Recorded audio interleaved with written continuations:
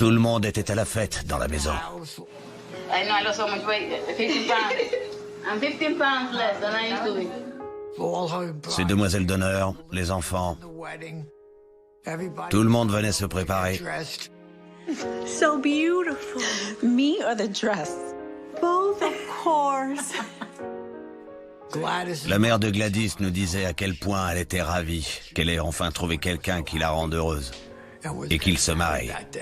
Look at me, everybody! Beautiful!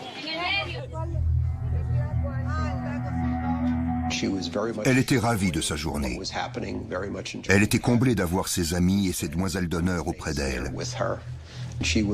Elle passait une journée extraordinaire. Elle était resplendissante. Elle était d'une beauté rayonnante en blanc. Heureuse, souriante. C'était une très belle personne. It's everything I wanted, Mom.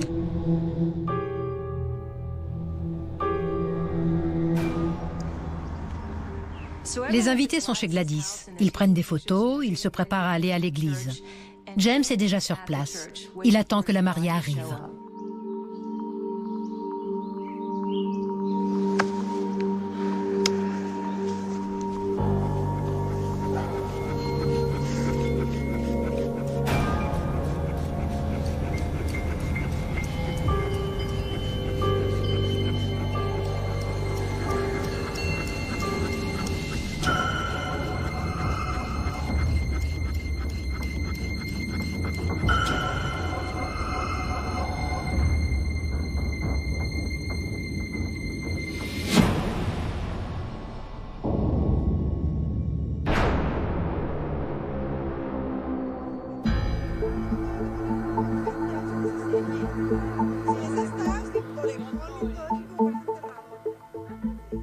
Alors que tout le monde se prépare pour la cérémonie, les témoins du marié, qui sont dehors, remarquent quelque chose d'étrange.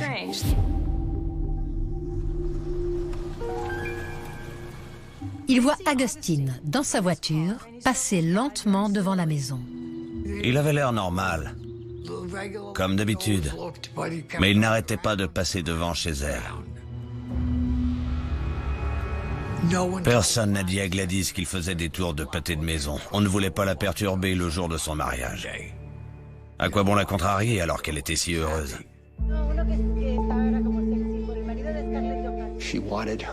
Elle rêvait d'un mariage de conte de fées, avec tout ce que ça implique.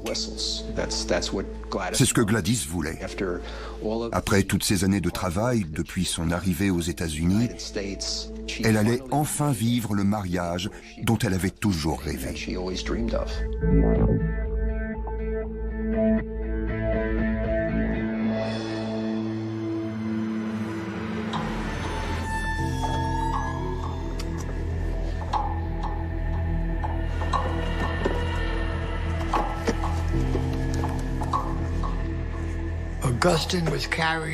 Augustine avait une mallette à la main, comme toujours.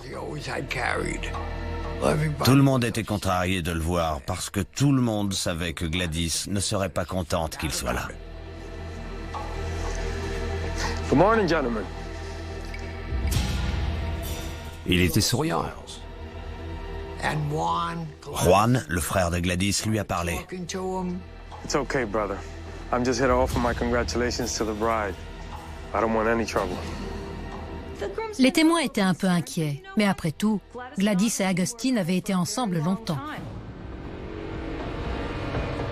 Juan m'a dit, il veut juste la féliciter pour son mariage. Je savais qu'il ne lui souhaiterait rien de bon. Je savais que ça se passerait mal.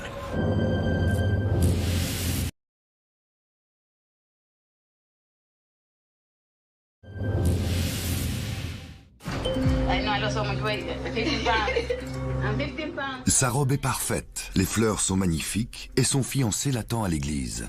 C'est aujourd'hui que Gladys Ricard se marie. Ce jour, elle en a rêvé toute sa vie. Gladys était à l'intérieur. Elle posait pour des photos.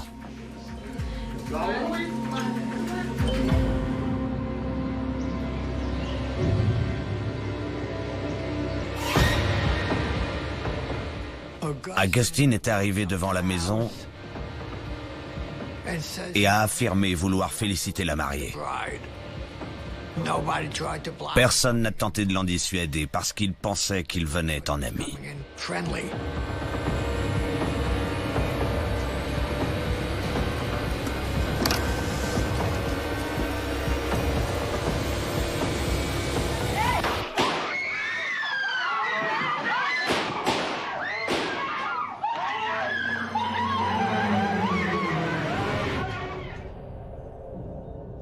Garcia a sorti un revolver Smith & Wesson calibre 38 et il a tiré 5 fois en direction de Gladys. Bang, bang. Bang, bang, bang. Tout le monde criait. Les gens sont sortis de la maison en courant. La panique, c'était la panique la plus totale. Il a touché Gladys 3 fois.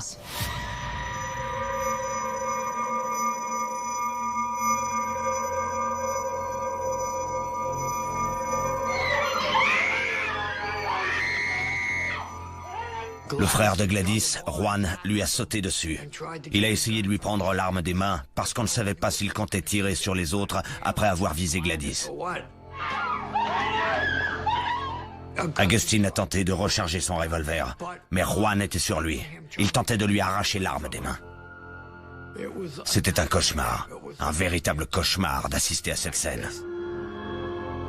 Le plus beau jour de sa vie a finalement été son dernier.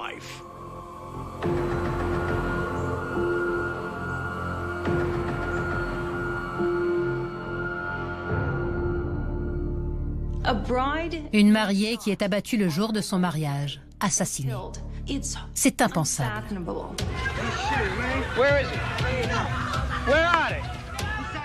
Quand la police est arrivée, Augustine était toujours aux prises avec Juan. Il essayait encore de charger de nouvelles balles dans son arme. Augustine est arrêté sur le champ et inculpé pour meurtre.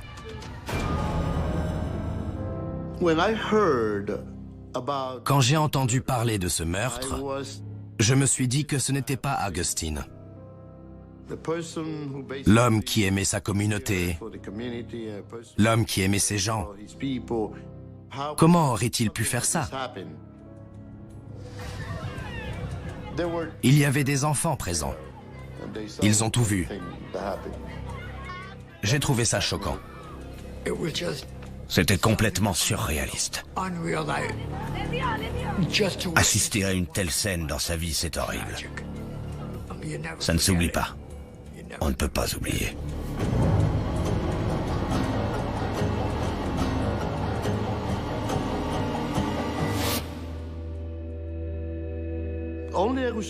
Augustine est le seul à savoir pourquoi il a fait ça. Personne d'autre ne saura jamais vraiment ce qui s'est passé dans sa tête pour qu'il puisse commettre un crime pareil.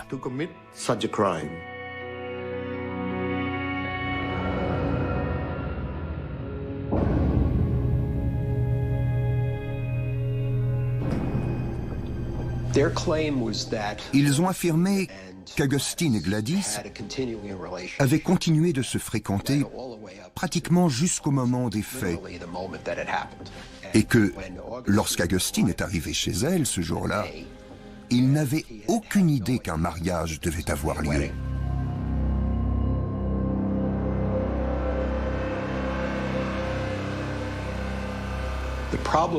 Le problème des avocats d'Augustine, ça a été cette notion de provocation passionnelle. Ça ne fonctionne que si l'individu est sous le coup de la passion, après avoir été confronté à un stimulus qui a pu entraîner cette passion, et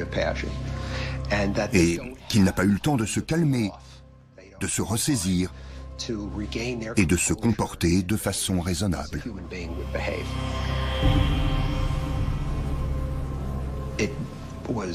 Ça n'a pas marché. D'abord parce qu'il y avait des preuves attestant qu'il avait été vu dans le quartier quelque temps avant d'entrer dans la maison. Donc, ça allait à l'encontre de ce stimulus instantané nécessaire à une stratégie de défense invoquant la provocation passionnelle.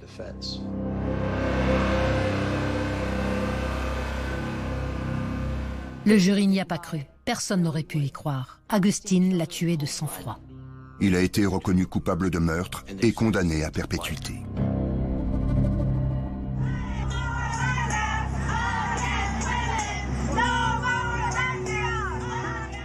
Quelque chose de positif a émergé de cette terrible tragédie. Chaque année, une marche est organisée à la mémoire de Gladys Rickard. Des femmes s'habillent en mariées et défilent contre les violences conjugales.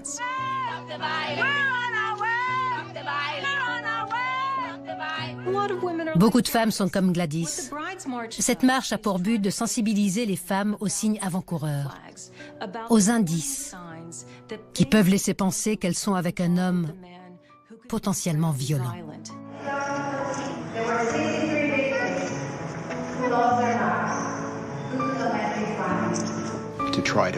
Les gens doivent prendre conscience, avec tout ce qui s'est passé récemment dans les médias, que c'est une question dont il faut se saisir.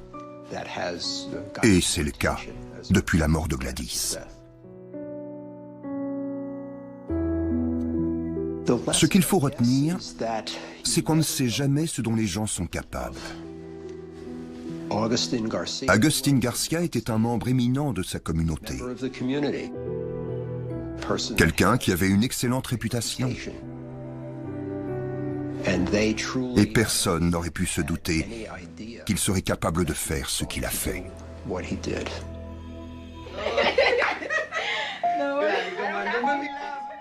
Je me souviens de Gladys comme d'une personne merveilleuse et gentille.